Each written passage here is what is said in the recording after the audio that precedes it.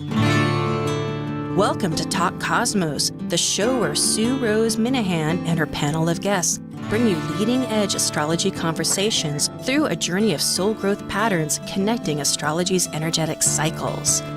Get ready to understand your path in the cosmic roots of the stars.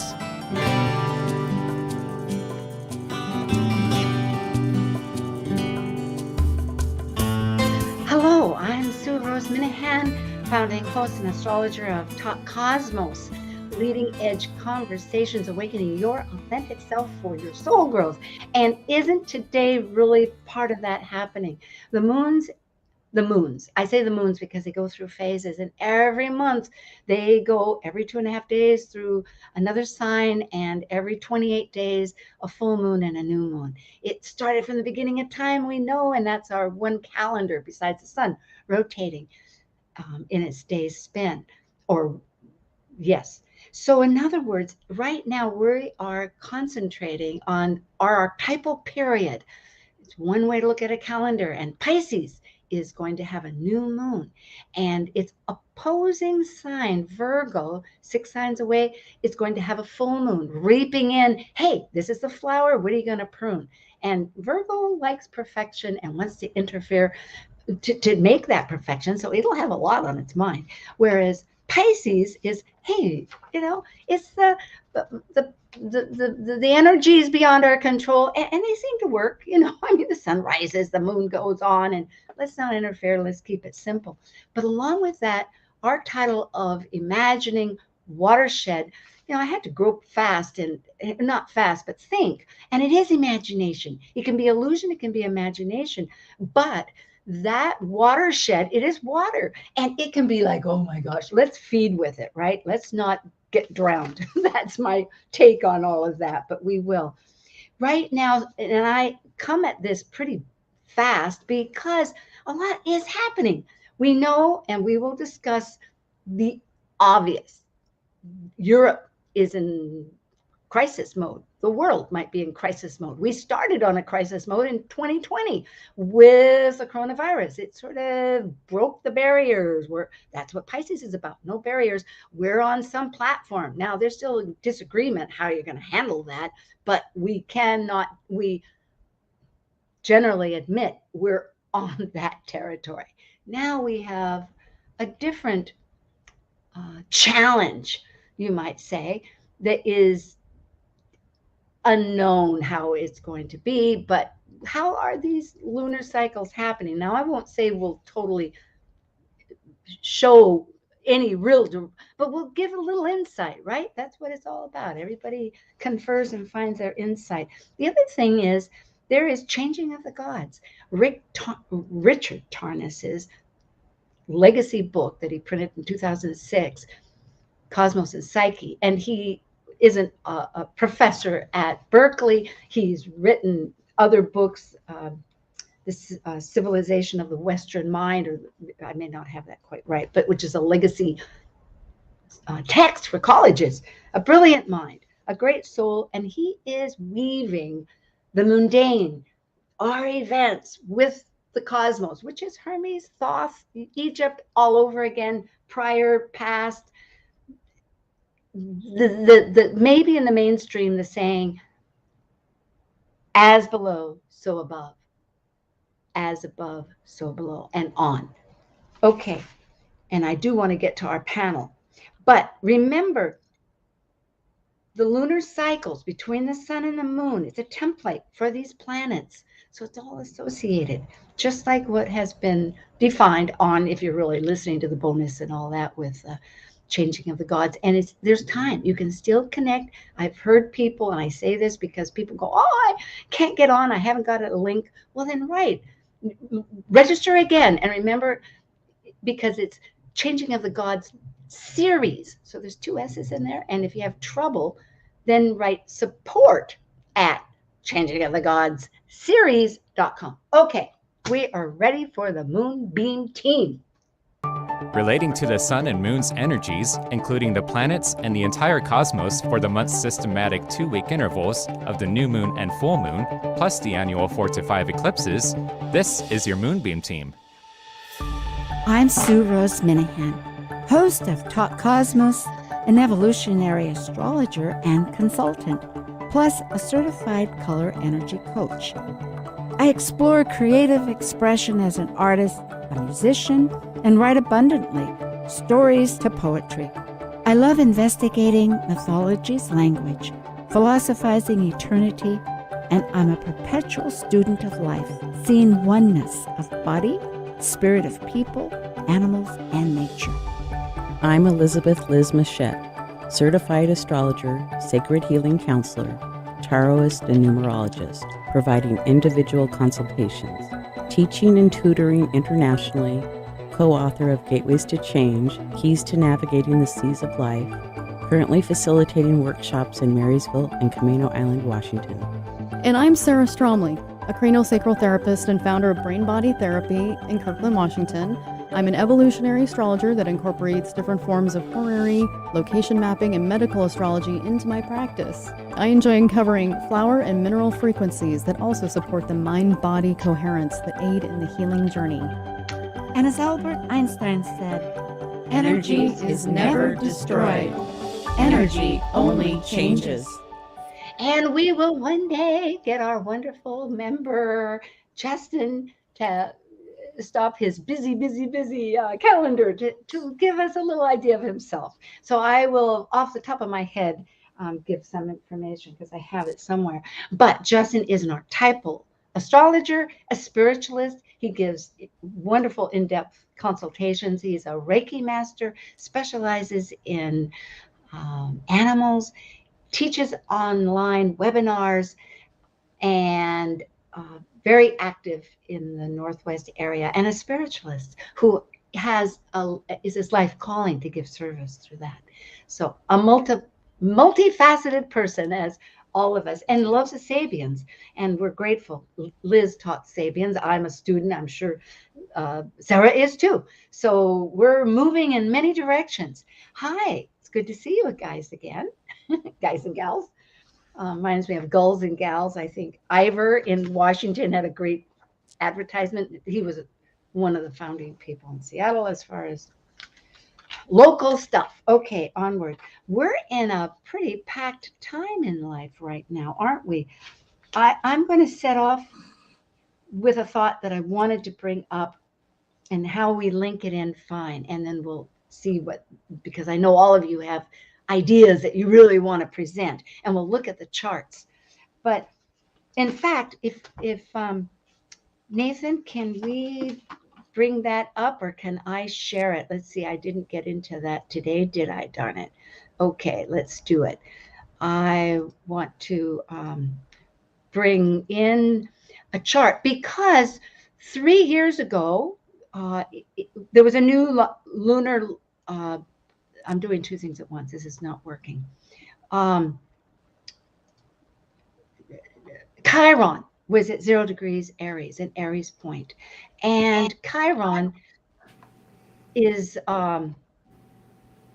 okay, here, maybe we've got it. And it's all about identity. And right now it's at 10, 11 degrees, the same as the last full moon in Virgo. I know I'm jumping a bit, but identity and Chiron is so important. I was thinking about Chiron, who, okay, this is that. We don't want that one. We want, here. Can you see that? I think you had it right. The first one, I believe, was correct. Well, it is a Pisces, but I wanted to show here that last year, or 3 years ago, up here on the right, that Chiron was 0 degrees. Anyway, I'm going to stop sharing. Nathan, how do I stop sharing? Oh, thank you. Yeah. Okay, so we're trying to, part of the wound is taking that wound of what we're unable to heal in whatever area, and in this case, identity, and offer it to others in a healing. And I think we'll see this theme. Okay. Pardon my little chaotic, Pisces has a bit of chaos, defer to many things at once. My wonderful crew, Justin, Liz, and Sara, do you have a thought? I think Justin. I just think it's funny. Every time I've heard people talk about Neptune, it's almost like it's hard to talk about because without sounding drunk, it has that download effect. Well, we both so we woo, yeah. both have it in our first house. It's true. It is pretty strong. Well, Oh, and she was and there she talking about she was talking about the lunar gestation cycle that started 3 years ago and ends on March 1st, and then March 2nd we start a new lunar gestation cycle, and each new moon we start a lunar gestation cycle. So I think that was part of the point that she was trying to make, but she didn't know how to articulate it. No, it's fine. If you could like put a little more description to that, because I know you've looked at it definitely. Well, yeah, the lunar gestation cycles, it starts with the new moon and it goes for 9 months, and then it's the first quarter moon, and then 9 months later it's a full moon, and then 9 months later it's a third quarter moon, and then 9 months later we start a new lunar gestation cycle, and the whole cycle lasts 3 years. Was there a key takeaway from that 3 year ago theme that carries over to this one that you recognized looking at it? We're ending that one and starting a new one. Well, that, and I'm having trouble with the system, but generally, just to focus on that point, thank you, Sarah, is that that was part of the initiation, the Aries point, 0 degrees Aries that Chiron was in. So I'm just suggesting that the last 3 years and the next 8, it's an 8-year period. So we're establishing the right to be ourselves, just like the United States will have a Chiron return, but the globe, there's a universal theme here behind everything, all these, the good, the bad, the ugly, that is working to help us establish it's okay to be ourselves, because then we can be creative. And as looking at power, which we had on the 20th with the USA natal Pluto return, it was in one of that power is really when we serve others. It's not, which really correlates with Chiron too. So that was my point. Not so to what I belabor hear. it. So if what I hear you saying, that's really about establishing identity in some respects. And if you look at the global scale, you can kind of see that kind of showing up sometimes.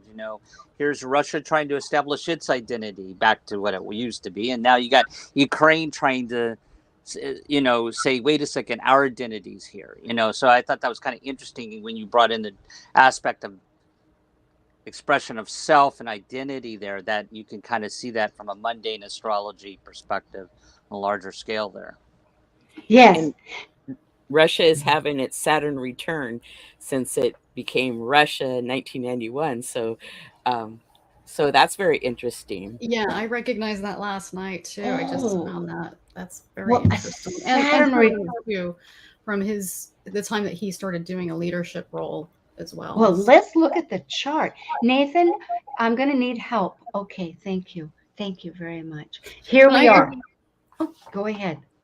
I was just going to mention that, just the overlying themes just seem to be, when I tune into the energy of it, it's like a tuning fork that's just been struck really hard. And there's all this excited energy where we can sense the change happening with that Mercury Saturn that's been squaring Uranus. That's very electrifying and exciting. So there's, with all the Pisces and energy thrown in with it, there's like an excitement and recognition of how we can relate, like people are relating to us, of this, even though some of it's been over trauma signatures, these themes of someone coming in and saying, what's yours is now mine. And times when people have, been bullied or taking credit for someone else's work, or this, themes of recognition of how some big organizations or big countries, businesses that lose sight of all the moving parts that make things work, because they have one central source of power that loses sight of what's happening on many levels. So I just think there's a lot of themes that are kind of awakening to that. And so there's a recognition that there's a sharp pivot that needs to happen and for getting our needs met as well. But it's motivating because that Capricorn, Pluto, and Venus and Mars together are just create all that motivation to make the climb, to take the challenge, and to face it. They are working in conjunction with our direction, the thought of like transformation, and we have the cosmic lovers together in a concrete earth sign. It's very true. But as far as a sharp pivot, I kind of think that we're in a lot of transmutation, and we would like that. That's very true, just as a comment. But it is so important that we are communicating, through trauma, through whatever. And so maybe we could focus on the degrees of this, because it is in this on the top arrow with the Jupiter of great belief systems. And so on March 2nd at 12:35 p.m. on the East Coast, that's right in the afternoon, so you have to change that wherever you might be, it'll be pretty close in the middle at 12 degrees, which has been a reoccurring degree for the last 4 or 5 months. This is, I think, the last time it's actually going to be 12. It's most incredible. And the moon has, with the full moon, we'll see is 27, which has been a reoccurring theme too. So, which is something, because isn't it? The USA has, ours is 12 degrees, according to the Sibley chart, Sagittarius, and the moon is 27 degrees Aquarius. Oh my goodness. So in other words, it's all these aspects, some of them a little bit helpful, some of them like, are you vinegar? I'm water. What kind of salad dressing do we make? Okay, Justin and Liz, what do you say about 12 degrees, which would be, whether it's 12 or 13, it's so close to 12 degrees. And a lot of 22s I've been seeing too, if you could talk about that, either of those. Yeah, well, good point. And we'll jump into that just real quickly, Sarah, because remember on the conjunction back in 2020 in January 12th, that stellium, when we had Saturn and Pluto for 38 years cycle, because it adjusts, but it will be, I think, 38 years. And Ceres was right in there, the nurturing, the grief-stricken goddess, of vegetation and that, along with a host of other signs. But you're right, 22 is like a kickback, like, oh, okay, what do you think now? Are we going to adjust or what? Nathan, or not Nathan, Justin. Go ahead, Liz. You go ahead. You go first, Liz. Okay, so I guess you want me to read the Sabian symbols. I mean, a 12 makes a 3, so that's a celebration number, or, getting together. And I know people want to, gather together and, do things. It's like this great urge to get out and celebrate or do something. Go have a tea with your friend or a coffee. But the Sabian symbol, the 12 degrees, and I call it the karmic degree leading up to, is an examination of initiates, and their character are being evaluated by the elders. And then what I call the moon degree is I bump it up 1 degree, is 13 Pisces. The sword used in many battles is now in a museum. Time to put the sword down and aim for more peaceful times. Oh, wow. A thought to listen further. But when you said, I know Ukraine wanted to be part of NATO. I was thinking the initiates with the elders. Whether that happens, we'll see. But it's interesting. Right. Yeah. The other countries are paying attention. So, and then the quest degree, the next degree, 14 degrees of where we're headed, is a woman wrapped in a fox fur, feeling protected against storms and trials with tact, diplomacy, glamour, and intellect. Well, that's interesting. Justin, what's your take on all this? No, I agree both with what Sarah said. And, sort of there's this outward expansion right now. You see in this chart, all the planets are above the horizon. There's no planets below the horizon, a very strong diurnal chart. So there's a real strong expression towards the one's outer world. And I think also this is a very powerful new moon because, of course, it's conjunct Jupiter. So Jupiter is going to expand exponentially that moon energy of compassion and that creativity, and that just sort of escapism and whatever goes along with Piscean themes. And then I also should point out, just for the audience, is that on April 12th coming up is that Jupiter-Neptune conjunction. And the last two, and of course that's every 12 years Jupiter hits Neptune, but the last time though it was in was in Pisces was in 1856. So this is a pretty major Piscean period here. And to the Sabian symbols that Liz read, I think it really brings, there's sort of a power there. It's talking about valorization with the war sword, and Dame Rudyard's take on that was about valorization and willpower. And I think that as we look at the Piscean archetype of giving putting one's needs aside for something greater, the whole Christ archetype, I think that's really kind of where we see this going with this moon. There are a lot of people are stepping up, and there's sort of this will to something greater than self right now.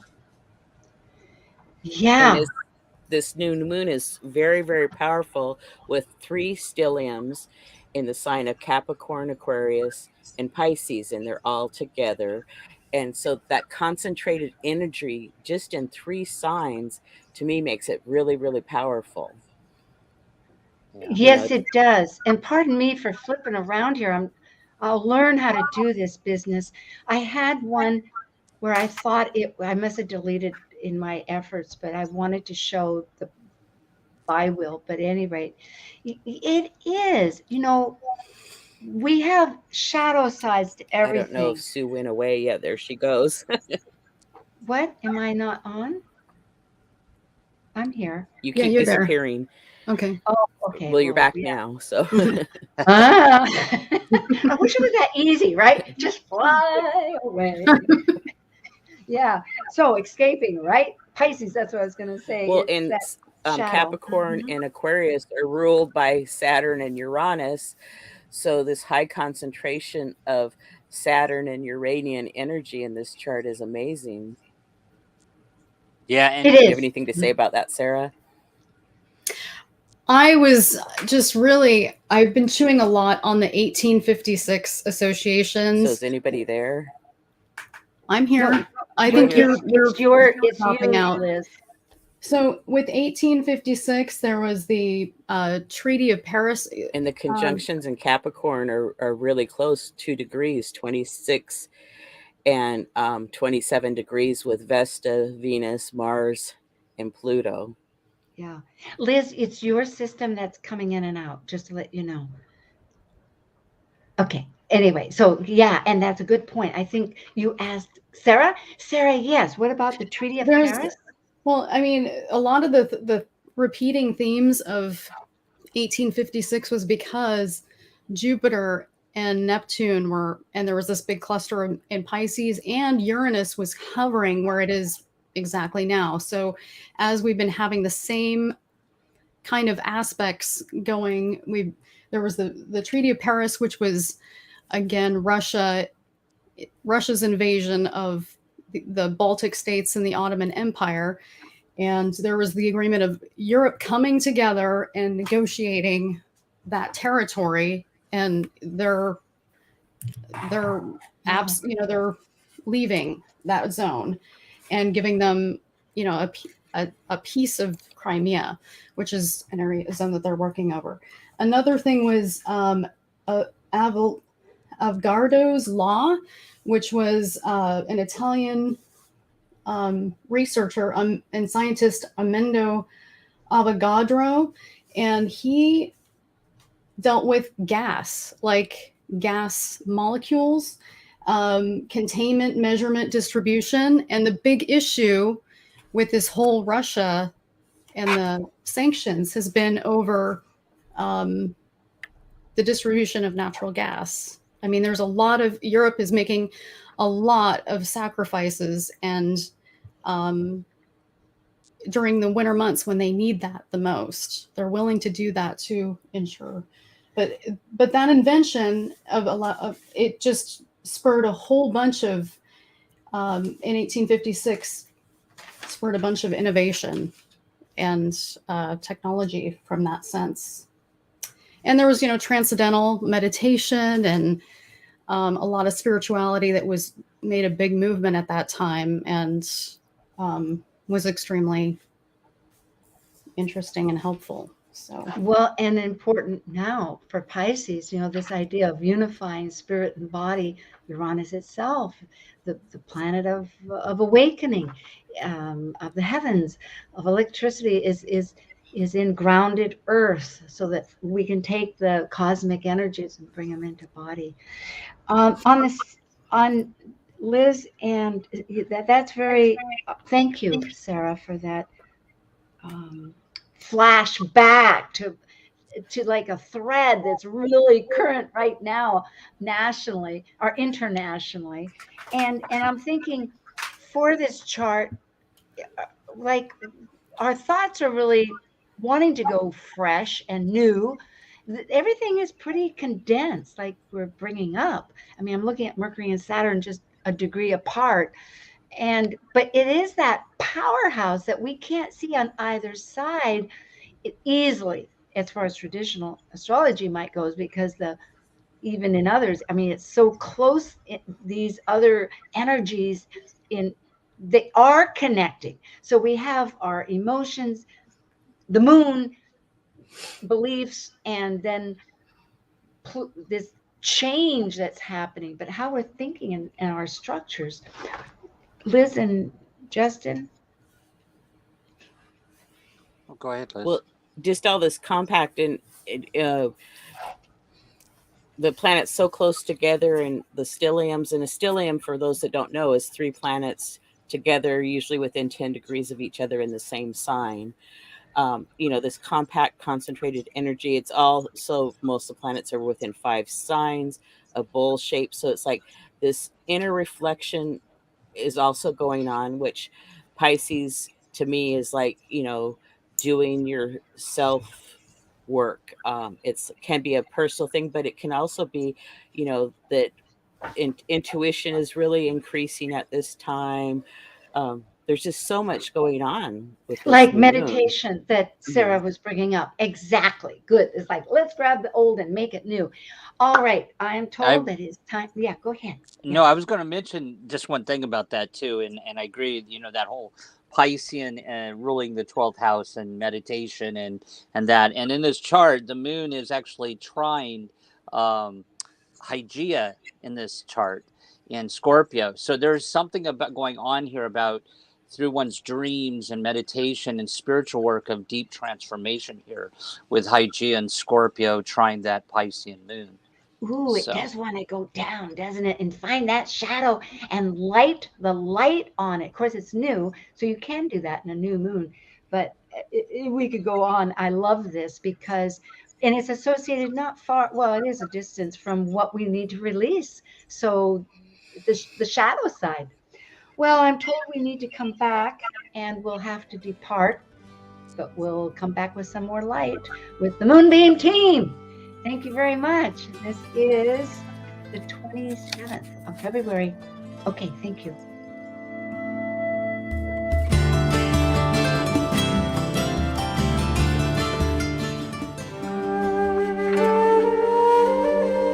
While we take a break from this week's edition of Talk Cosmos, let's take a look at this cycle's archetype.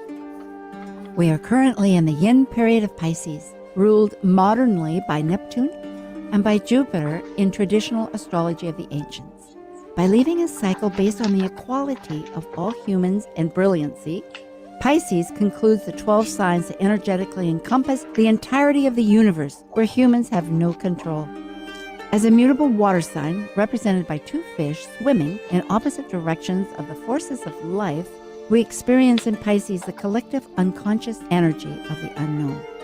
Intuitive, psychic Pisces completes the seed cycle, initiated with Aries' willful separation from the Piscean womb.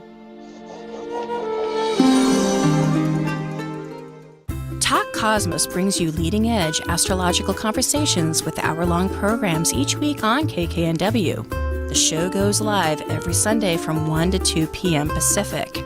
Talk Cosmos weekly programs are also available to watch live on Facebook and YouTube, along with daily chats throughout the week on the Talk Cosmos YouTube channel. While you're there, make sure you click like and subscribe buttons so you can get the full Talk Cosmos experience. Or, if you'd rather listen to the show archives with audio only, the entire podcast collection since 2018 is available on most podcast carriers. So, grab your coffee, tea, or kombucha and enjoy the show. Hello, this is Wendy Wyrot, and you're listening to Talk Cosmos on Alternative Talk, 1150 AM, where we unveil astrology's ancient archetypes that continually build the collective experiences in our unconscious. Multicultural, multidimensional even. Alternative Talk 1150. Hi again, this is Sue, and I'm with Sarah, Justin, and Liz, and it's the Moonbeam Team. And we've talked a fair amount about the March 2nd new moon in Pisces, but I want to just give a recap because then we're going to go into the Virgo moon. But again, I've asked this great team, and they're responding to kind of do the storyline, the theme over all of it. And so it's beautiful. I love, and I'm going to just recap a little bit. Initially, Liz was saying, okay, we're a 12 degree. That's add them together. It's a 3. We want to get together. And I think looking at all these themes, that is one of the messages. But the Sabian symbol is the sword in the museum. So how are we going to do that? That's a goal, right? And the other thing was brought up from both Justin and Sarah that in 1856, a monumental time. First of all, that was a conjunction, and correct me here, Justin, but Jupiter and Neptune. And actually, yeah, and that will be again on April 12th, something we're all looking aware of. I mean, we're looking forward, we're aware of it. It's like, oh my gosh, it's happening. That's a long time. And that energy is the expansion of everything of our belief systems onto the beyond. It's like a free cart to just really get together, come up with some ideas of collaboration, find your identity with Chiron, through all the thick and the thin and the difficult. And I'm talking pretty optimistically. There's a lot of purging and struggles, and there's other energies. But the point is, we have chaos, and out of chaos, we can find something to reconstruct. So I think, I wanted to say one thing because peace has a lot to do with Pisces, compassion. And I was through another group. The peace sign was in 1958, February 22nd, and it was a combination of 2 Morse code signals that I believe that the N is a circle with like a lower V like this, and the D is a circle with a line. And it was nuclear disarmament. Armament, yes, that's a hard word. Yes. Oh, bless you. And so interest, and so that caught on. Can you believe it? I mean, people look at that sign and say, is it a chicken feet, or is it a missile? Or I thought maybe a pyramid with light coming up out of it. But it is this amazing simplicity of imagery. Pisces asks not just to say things literally. It's the whole global thing. It can be very picturesque. It can be music. It could be dance. There's so many ways to share and connect through that 3 that we want, because it is, right? Matter, spirit, and the beyond. Yeah. Okay. Can I add just one more thing? Please. Because there's a constellation lineup that's happening with these powerful placements of Jupiter and Neptune in kind of the signs that they rule. So they have a lot more power there potentially, and they're in water signs, and there's a lot of water that's happening. But where they're transiting constellation wise through our vantage point is at the water bearer's bucket, where it's downpouring. The flow of water is downpouring, and then the flow goes right down into the Pisces fish mouth, the sign of Pisces, the constellation of Pisces. So there are some concerns about early spring flooding. You know, like if you live in a flood zone, I would just recommend quickly getting a policy. You can get a discounted policy through the FEMA website or the USA government. They've got links to find out whether you're in a flood zone and if and how to get an inexpensive policy. But you know, this is the timing that I'm most concerned about is actually this coming Wednesday. But it really goes through, it reaches that, it goes through that flow point all the way through the 15th of March, which could be a godsend for this conflict in Russia, because that's what's ended a lot of wars and with Russia, is because that permafrost over that area sinks all the equipment and the military equipment and tanks and all that stuff. It could just go into a big muddy bog and never be extracted again. Yeah, nature is, we are like with Chiron, we're half man, half mankind, half horse, meaning we are both nature and humanity, and being forewarned is forearmed. But it could come out in many different forms. That could be a possibility. It is worthy to mention, or it could be an onslaught of just other many emotional, I mean, many things. Yes. So for those that this might be pertinent, that's something to always hold for your own, right? Answer to yourself. That's really what the Chiron identity is being oneself. And I think a lot with the Capricorn right now, we've been conditioned. It's the beauty of it, but everything can have an extreme and there's a shadow. So we need to throw off the conditioning and emerge. Okay, let's go into, unless somebody has something to say, the next moon. Speak. Yes, go ahead. Justin, let's hear you. I'll bring it up. Oh, you know what? Here I hope people are forgiving me with all this stuff. I think you wanted to go into last, Liz, didn't you? Do you have something that you wanted to bring up about this one, the last new moon with Virgo?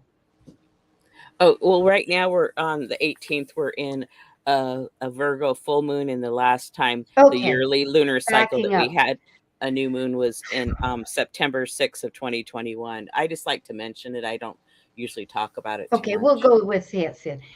Justin, returning to you.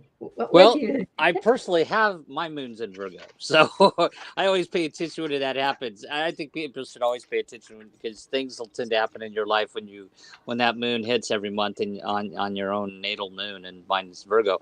But I think one thing that really jumped out with me on this, and I'm curious to hear what Liz or Sarah has to say about the Sabian symbols. But I think one thing that really it really jumps out at me on this is that now with the full moon, the moon is in opposition to Jupiter in Virgo, and we always know that moon in Virgo is going to be much more like, okay, reality bites. Pisces is, oh yeah, things are going to be great, but then that moon moves into Virgo, the opposite, and says, nope, you got to do this and you got to do that. And so reality is going to kind of jerk the chain there a little bit with the Jupiter. And then of course, but again, it's going to be a really intense emotional time because the moon will be trine to Pluto. So there's some really great energies that can be used creativity wise in this. But I think the Virgo moon is going to kind of bring a dose of reality. But I'm just curious to what maybe Liz has on the Sabian symbols. Yeah, we can go Okay, there.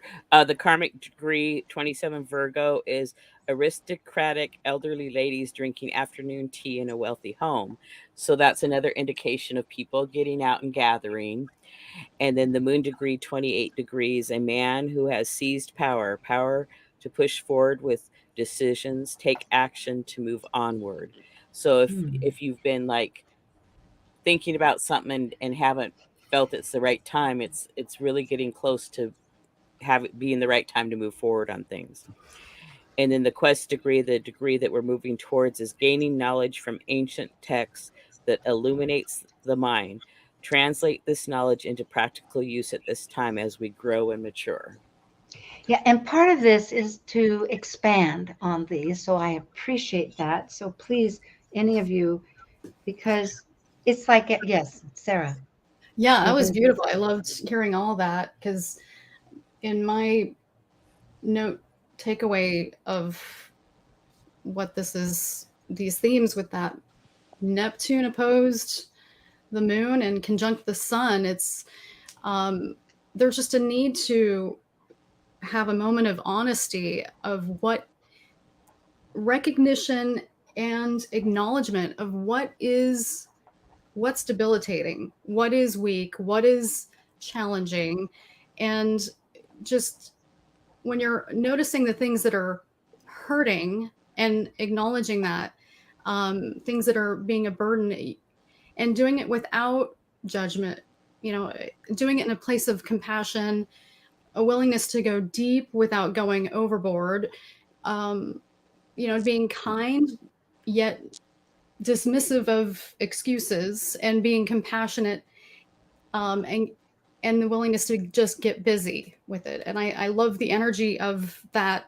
I think it's somewhat complementary in a way, because this new moon has also a grand trine with the moon and Pluto and the North Node. So it's supportive, material, logistical action that helps put a container and a structure to that information of how to move through it and move out of it.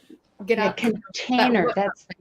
Contain towards what might be the opposite direction, but for soul growth, stuff we need to purge, because Pluto is our transformational energy that says it ain't feeding us, get rid of it. And compost would be the easiest way. There can be more difficult ways, but that's the best. But the fact that they're all flowing together in a trine, just to speak to people, that's encouraging. And of course, compassion is so much part of the virtue or the beauty of Pisces. And I think the fact of releasing the judgment, because Capricorn needs to make a judgment often, but yet not to get stuck in a morality about it.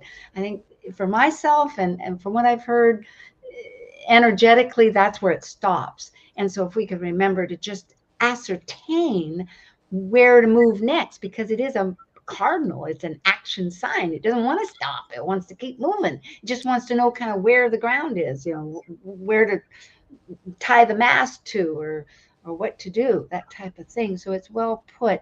And I think I'm sorry. Go ahead. No, I was going to say along those lines,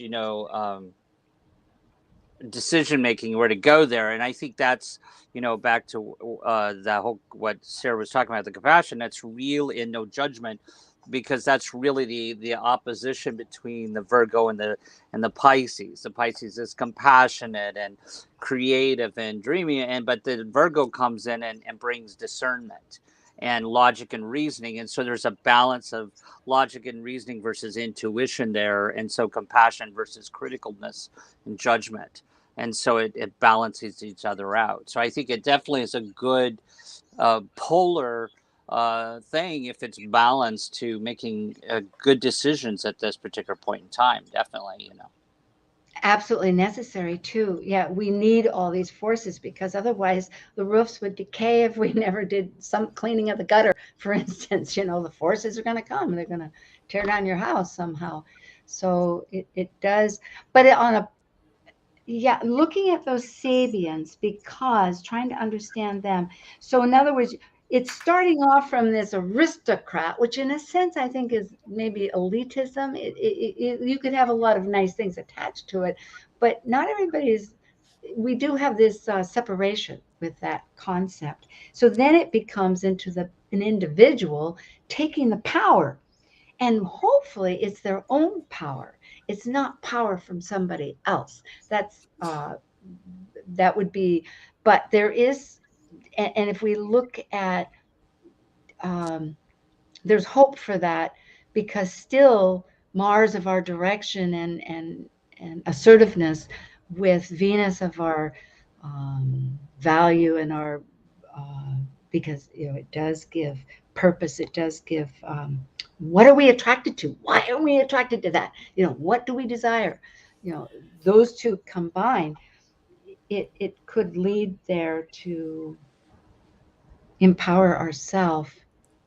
Well, and with this chart having the grand trine in Earth, that helps to ground us a little bit, because it's been, it's like, do I do this or do I do that? Some people have made their choices and decisions and some still haven't. And in this chart, Venus is square to Uranus, is besieged between Saturn and Mars. So in this full moon, Venus isn't doing too well. And then Mars will square Uranus a couple of days later. So, there's a little bit of friction around the full moon, but I think just take your time, go with the flow, and you'll be fine. Well, that's a good point, because people want control. And that's one of the things of Virgo. I have my Saturn in Virgo. I have Virgo rising. I understand. And it's not always apparent to oneself, because it's a capable sign. That's the thing. It's a hands-on doing it. I mean, it's mutable, but it's capable. And so therefore, one thinks on an emotional basis, this moon is, our emotions and our story. We can control things. And so if our values are a little uncertain, it is a good point to remember how to take that into account. Mm-hmm. You don't have to make a decision in 10 seconds or 10 minutes. It's like, think on it. How can you, with all that information coming in anyway? Right. And we're being light about this. Go ahead. Yes. Yeah. When Neptune conjuncts the sun, or that's the sun conjuncts Neptune, more likely with that primary motion going on, it's overwhelming. It's fatiguing. There's a sense of time to let go. Yep. Yeah. So it's important to ask, okay, how do I ask for help? Where am I stuck? How do I ask for help? And, or from the universe. Some power naps. Yeah, but can't we do it from the universe? Just say, hey, I need help. Write yourself a letter to the universe. Dance a little bit. Yes. Do a painting, something like that. Justin, I want to hear about Vedic. What do you think? Yeah.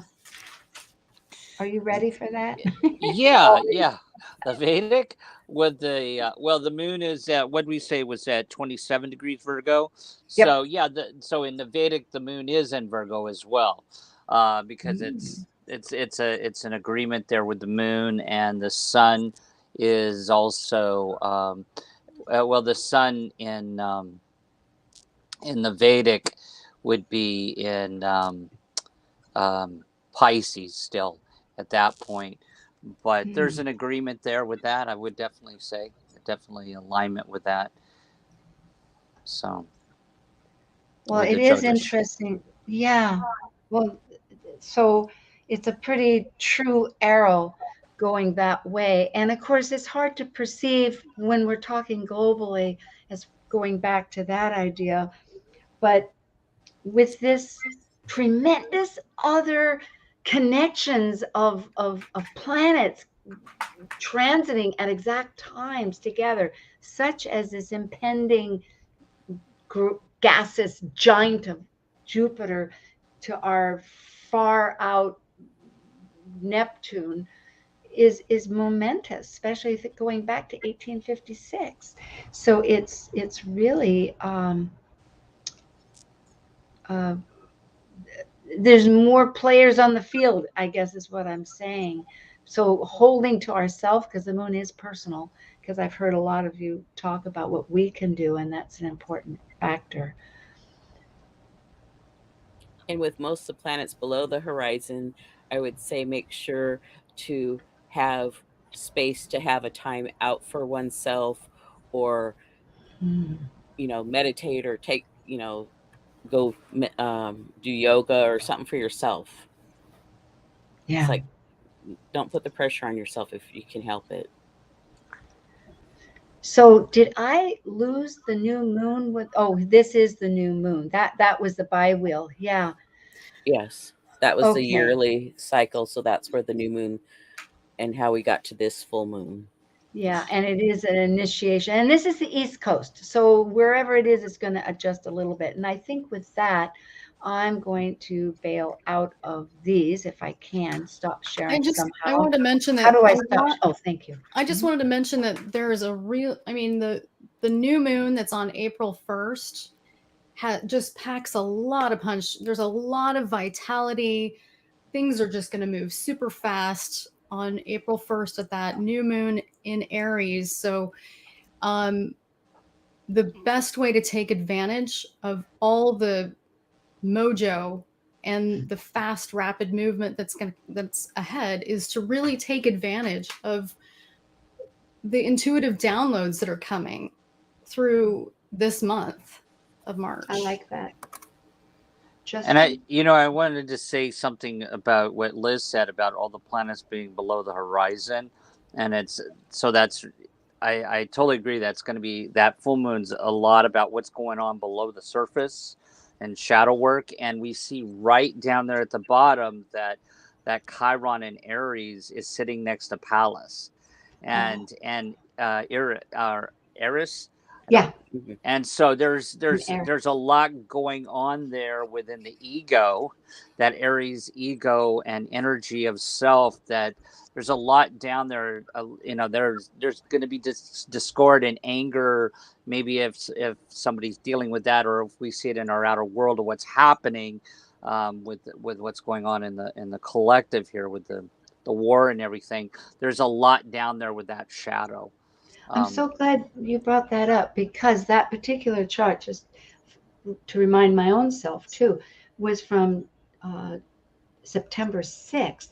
So that was like when it was the new moon in Virgo. So this is the full moon. So 6 months ago would be like looking at life. So yes, sometimes what is angering or disturbing, or we're recalibrating, yeah, is from earlier. It's like a reflection, like, oh yeah, who am I, what is happening, how am I going to work with all this? Yeah, and it does take introspection. So thank you, Virgo. Well, these moons are very powerful, that's for sure. They are, and we're just taking the two spotlights. Of course, we've introduced a lot, and I really appreciate all of your work to work with me as I'm learning to work with it too. How to bridge this whole emotional story, because it's said the moon is really our story of emotions. Yes. To Sarah's point too, I really love this, since I do mediumship also, is that is so powerful with that 12th house.